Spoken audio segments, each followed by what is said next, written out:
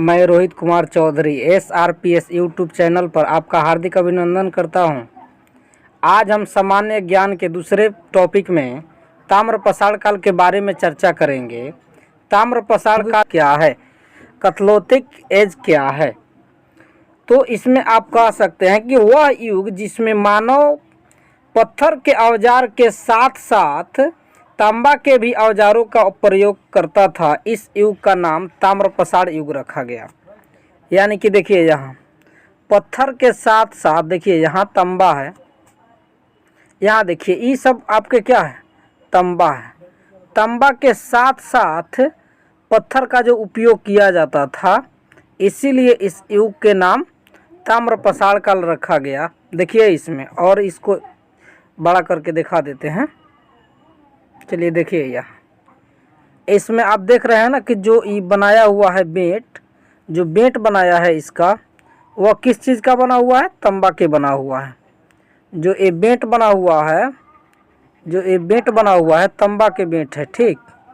और ये जो देख रहे हैं नोकीला वाला, यह बना हुआ है पत्थर से। यानी कि मनुष्य ने उस समय जो ये तांबा के डंटी बनाया है, इसमें एथी लगाना सीख लिया था, पत्थर के नोकीले पत्थर लगाना सीख लिया था और इसी का उपयोग करता था। इसीलिए इसे ताम्रप्रसार युग कहा जाता है। चलिए देखिए ताम्रप्रसार काल, ताम्रप्रसार काल दो शब्दों से बना है, एक ताम्र और एक प्रसार। तो ताम्र का मतलब क्या होता है, तांबा। ताम्र का मतलब क्या होता है, तांबा। तो ये क्या है, तांबा है। और प्रसार का मतलब होता है पत्थर। तो वह युग जिस काल में तांबा और पत्थर दोनों का उपयोग किया जाता था साथ साथ, इसीलिए उसका नाम ताम्रप्रसार काल रखा गया। और ई तांबा के खोज कब हुआ, तो ई तांबा के खोज मध्य युग में हुआ। यानी कि कह सकते हैं 5000 BC, यानी कि 5000 ईस्वी पूर्व, यानी मध्य युग में इसका खोज हुआ था। तो चलिए इसको देखिए विस्तार से। चलिए देखिए इतिहास से एक बार परिचय कर लीजिए कि कौन से काल है। यहाँ देखिए इतिहास को सबसे पहले कितने भागों में बांटा गया है, 3 भागों में बांटा गया है। जो पहला भाग है प्रागैतिहासिक काल, इसमें देखिए इसको 3 भागों में बांटा गया है। उसके बाद में देखिए नवप्रसार काल के बाद में आता है ताम्रप्रसार काल। और उसके बाद सिंधु घाटी या वैदिक घाटी जो सभ्यता है, उसके पहले में आता है नवप्रसार काल। तो हम कह सकते हैं कि इसी के बीच वाले काल को क्या कहते हैं, ताम्रप्रसार काल कहते हैं। देखिए यहाँ इतिहास में, यहाँ देखिए विस्तार से समझिए। यहाँ इतिहास को 3 भागों में बांटा गया है और उसी में बताए थे आपको कि नवप्रसार काल के बाद में कौन सा युग शुरू हुआ, कौन सा काल शुरू हुआ, ताम्रप्रसार काल। यानी कि सिंधु घाटी सभ्यता और हड़प्पा सभ्यता, कांस्य सभ्यता, इसके पहले क्या शुरू हुआ था, ताम्रप्रसार काल।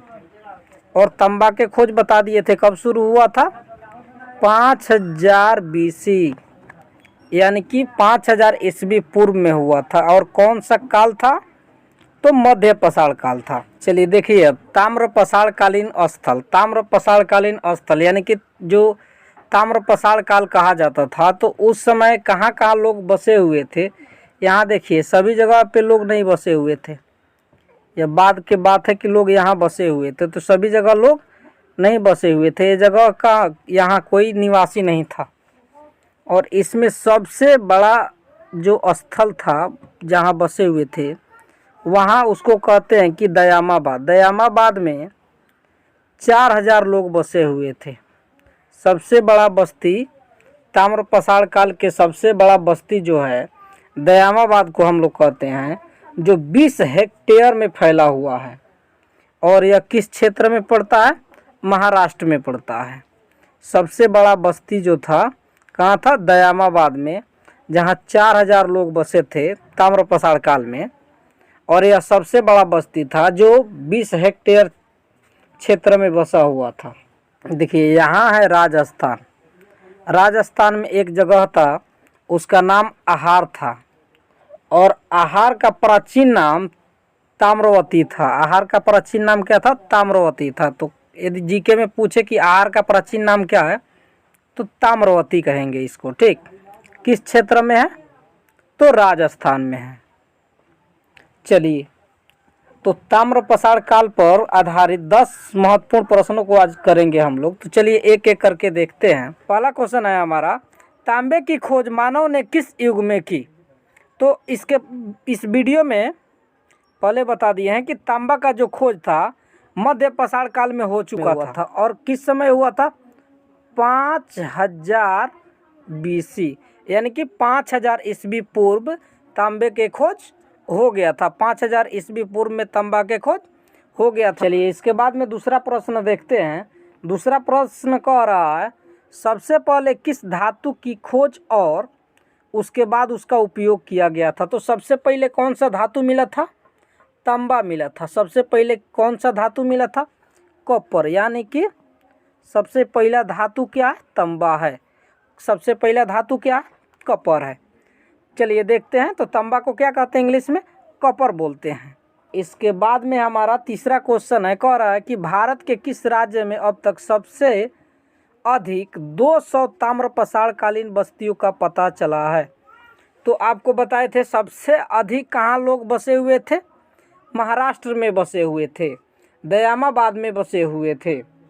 तो वहाँ सबसे अधिक लोग बसे हुए थे और वहीं पे जब खुदाई हुआ तो 200 ताम्र पसारकालीन बस्तियों का पता चला और यह सबसे अधिक यहाँ लोग थे, यानी कि यहाँ 4000 लोगों का एक बस्ती था और उसका नाम क्या था? दयामाबाद था और 20 हेक्टेयर में फैला हुआ था। तो चलिए इसके बाद में देखते हैं।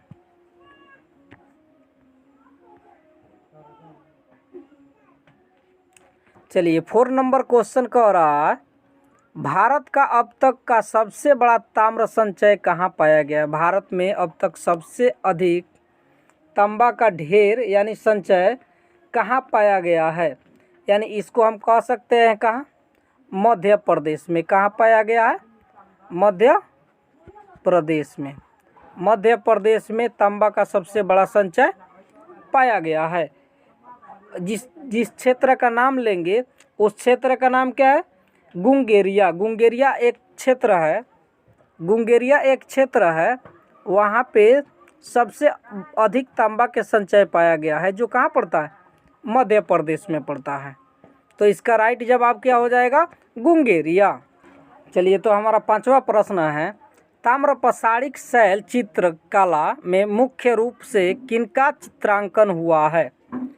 जो ताम्र पसारिक शैल चित्रकला है, यानी कि ताम्र पसार युग में जो चित्रकारी किया गया है उसमें मुख्य रूप से किस चीज़ का चित्रकारी किया गया है? किस चित्र को उसमें बनाया गया है? तो किनका चित्रांकन हुआ है? तो इसका सही जवाब है क्या? पशुओं का चित्रांकन हुआ है। किनका हुआ है? पशुओं का चित्रांकन हुआ है। चलिए तो इसके बाद देखते हैं 6 नंबर। 6 नंबर कह रहा है कि आदि मानव ने सबसे पहले किस पशु को पालतू बनाया? तो आप जानते हैं कि आदि मानव ने सबसे पहले किस पशु को पालतू बनाया? तो वो है आपका क्या? कुत्ता। कुत्ता को आदि मानव ने सबसे पहले पालतू बनाया। चलिए 7 नंबर देखते हैं। चलिए 7 नंबर देखिए। 7 नंबर कह रहा है कि मानव ने सबसे पहले किन अनाज फसलों की खेती शुरू की? तो सबसे पहले कौन से फसल को रोपा गया, किनको बोया गया? तो मानव ने सबसे पहले किन का खेती करना शुरू किया?